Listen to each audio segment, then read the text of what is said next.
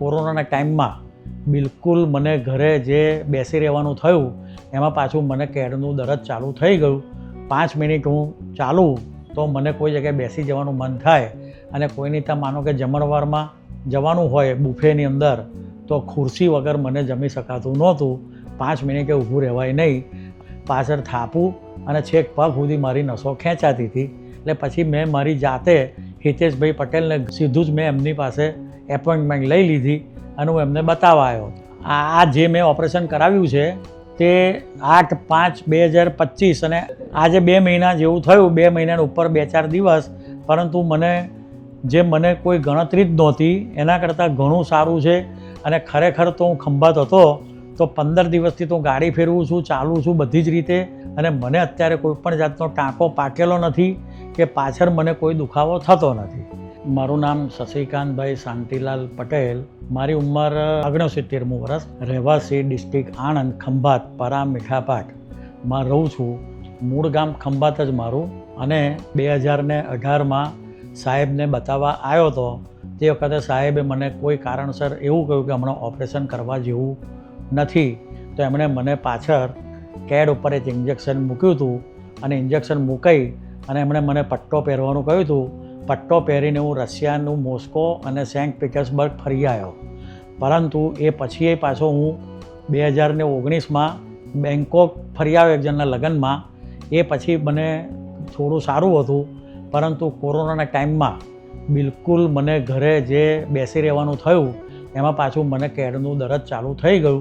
5 minute હું ચાલું તો મને કોઈ જગ્યાએ બેસી જવાનું મન થાય અને કોઈની ત્યાં માનો કે જમણવારમાં જવાનું હોય બુફેની અંદર તો ખુરશી વગર મને જમી શકાતું નહોતું. 5 મિનિટે ઊભું રહેવાય નહીં. અને પછી છેલ્લા 4-5 મહિના પર અમે લોકો જ્યારે દ્વારકા ગયા ગાડી લઈને દર્શન કરવા, તે વખતે ગાડીમાં અડધો કલાકે બેસાતું નહોતું. પાછળ થાપું અને છેક પગ સુધી મારી નસો ખેંચાતી હતી. એટલે પછી મને એમ થયું કે જે આપણે પહેલાં ઘણા ડૉક્ટરને બતાવેલું હતું પણ બધા ડૉક્ટર મને ઓપરેશન કરવાનું જ કહેતા હતા. હિતેશભાઈને જ્યારે મેં બતાવ્યું તે વખતે એવું કીધું કે હમણાં તમારે ચાલશે, ઓપરેશન તમારે કરવાની હાલમાં જરૂર નથી. એમણે મને કમરમાં ઇન્જેક્શન મૂક્યું. એમણે મને ઇન્જેક્શન મૂક્યું પછી તો સીધો કમ્પ્લેટ ચાલતો થઈ ગયો. તે મને 2025ની સાલ સુધી મને વ્યવસ્થિત લાગ્યું. પણ પછી મને જ્યાં દ્વારકા જઈને આવ્યો અને મને નીચે ઉતરવામાં ગાડીમાં તકલીફ પડે અને પાછળ ઝટકા મારતા હતા. એટલે પછી મેં મારી જાતે હિતેશભાઈ પટેલને ઘરવાળાને કહ્યા વગર સીધું જ મેં એમની પાસે એપોઇન્ટમેન્ટ લઈ લીધી અને હું એમને બતાવવા આવ્યો. તો એમણે મને MRI કરવાનું કીધું. MRI કરાવી એમની ત્યાં ફોટો પાડ્યો અને એ બધું કમ્પ્લીટ થયા પછી મને એવું કીધું કે ક્યારે ઓપરેશન કરવું છે. એટલે એમણે મારો ફિઝિકલ ટેસ્ટ બધા લીધા. તો મેં કહું કરી નાખીએ, તમારા રિપોર્ટ બહુ સારા છે. તો સાહેબે કીધું કે ભાઈ વાંધો નહીં. અને મને જ્યારે ઓપરેશન થિયેટરમાં લઈ ગયા તે વખતે સાહેબે મને કીધું જોઈ લો, હું પોતે હાજર છું. મેં કહું સારું સાહેબ, તો પછી કરી નાખો. આ જે મેં ઓપરેશન કરાવ્યું છે તે 8/5/2025 અને આજે 2 મહિના જેવું થયું. 2 મહિનાના ઉપર 2-4 દિવસ. પરંતુ મને કોઈ ગણતરી જ નહોતી એના કરતાં ઘણું સારું છે. અને ખરેખર તો હું ખંભાત હતો તો 15 દિવસથી તો ગાડી ફેરવું છું, ચાલું છું બધી જ રીતે. અને મને સાહેબે બધી જાતની અત્યારે ફરવા હરવાની, ગાડી ચલાવવાની બધી મને છૂટ આપી દીધેલી છે. અને મને અત્યારે કોઈ પણ જાતનો ટાંકો પાકેલો નથી કે પાછળ મને કોઈ દુખાવો થતો નથી. સવારે ઉઠું એટલે મને આગળ જે નોર્મલ ફિઝિયોથેરાપી બતાવી છે પંજા અને એ બધું એ કરી લઉં છું 2-5 વખત. પણ પછી મને ક્લિયર થઈ જાય છે.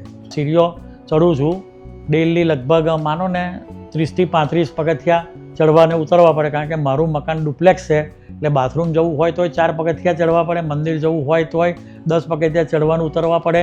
એટલે એક ટાઈમ મંદિર જઉં છું, જમવા પણ હું મારા રસોડામાં જ જઉં છું. એમાંય સ્ટેપ ચડવા ઉતરવાના, સૂવા જવાનું.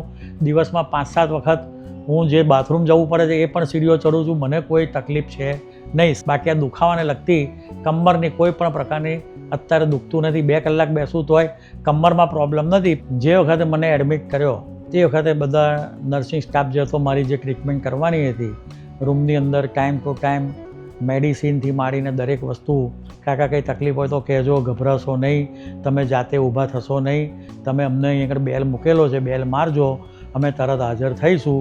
પણ સર્વિસ ઘણી જ્યાં સુધી મને રજા આપી કે કાકા તમે આવું ના કરશો તેવું ના કરશો, એ તો એમનું જવાબદારીમાં કારણ કે જો અમે એમનું કહ્યું ના માનીએ તો હેરાન તો અમારે જ થવાનું હોય છે આખરે.